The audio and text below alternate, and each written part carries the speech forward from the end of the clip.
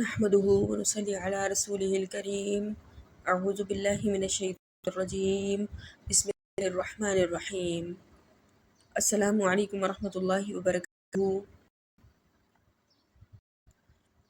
Request آئی ہے کہ سسرال میں پرائیویسی اور دیورانی جیٹھانیوں کسی معاملے کی ہر طریقے سے رہنے پر ویڈیو بنائے کرے۔ پہلی بات تو یہ ہے کہ آپ اسلامی تعلیم کو دیکھیں، اسلامی اسٹڈی کریں، ہسٹری اسٹڈی کریں۔ صلی اللہ علیہ وسلم کے ازواج مطہرات کہیں بھی آپ کو دیکھنے کو نہیں ملے گا دیورانی جٹھانیاں آپس میں مل کے رہتی ہیں، یعنی دو تین فیملیز ایک ایک گھر میں رہتی ہیں، کہیں یہ نظام نہیں ملے گا۔ اب آپ سوچیں گے کہ جو مذہب یہ کہتا ہے ایک ساتھ بیٹھ کے کھانا کھاؤ، وہ الگ الگ رہنے کا کیوں تلقین کر؟ مذہب میں کوئی تلقین نہیں کی، مذہب نے البتہ اتنی تلقین کی ہے کہ آپس میں بہت زیادہ سیپریشن، بہت پرائیویسی رکھیں، ہر طرح کے معاملات ایک دوسرے کے سامنے نہ کریں، یہ پرائیویسی ضرور ہے۔ اور اسی پہ چلتے ہوئے شاید صحابیات میں سے، یہاں کے ازواج مطہرات میں سے سب ایک دوسرے کے ساتھ نہیں رہتی تھیں، بلکہ الگ الگ حجروں میں رہا کرتی تھیں۔ لیکن اب یہ ہے کہ ہم سے الگ الگ رہیں، ہم کیسے اپنے لیے الگ الگ گھر بنائیں۔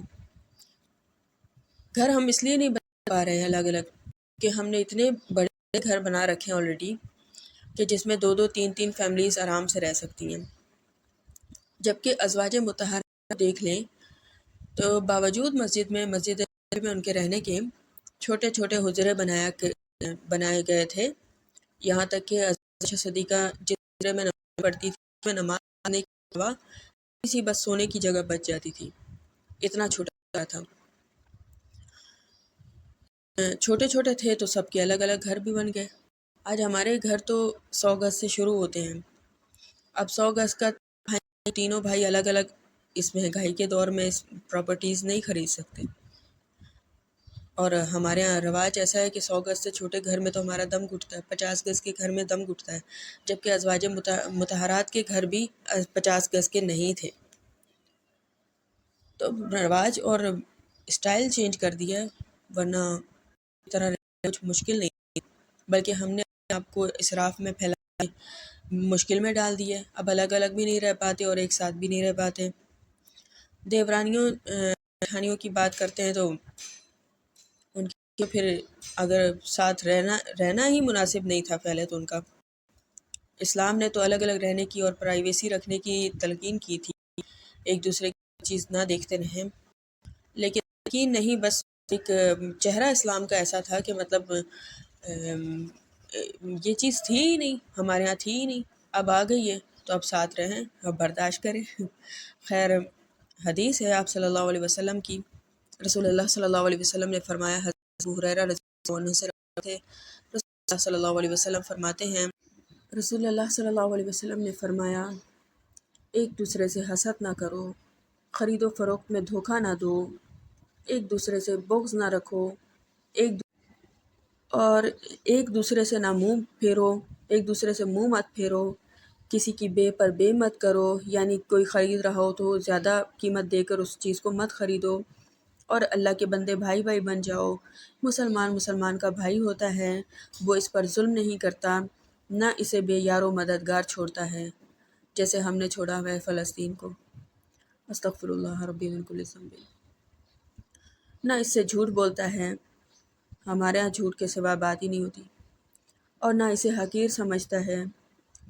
تقوی اور پرہیزگاری یہاں ہے، آپ نے اپنے سینے مبارک پر اشارہ کر کے 3 بار فرمایا، یعنی تقوی یہاں ہوتا ہے، دل میں ہوتا ہے، یعنی ظاہر میں اچھے اعمال سے آدمی متقی نہیں ہوتا جب تک کہ اس کا سینہ صاف نہ ہو۔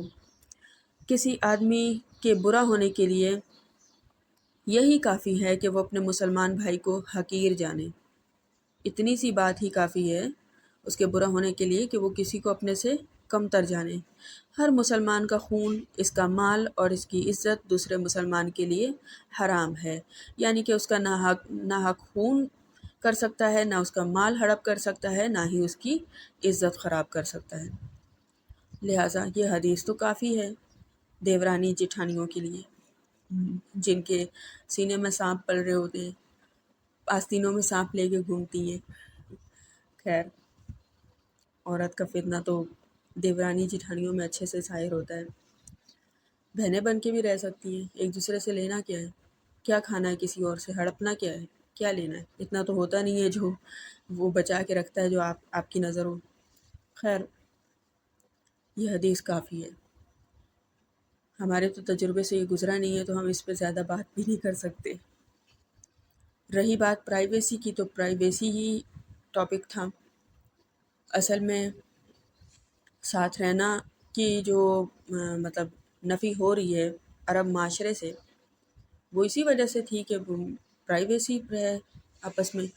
اور پرائیویسی میں تو اللہ تعالیٰ نے فرما دیا ہے سورہ حجرات میں آیت نمبر 12 میں، وَلَا تَجَسَّسُوا، ایک دوسرے کے ٹو میں نہ رہو۔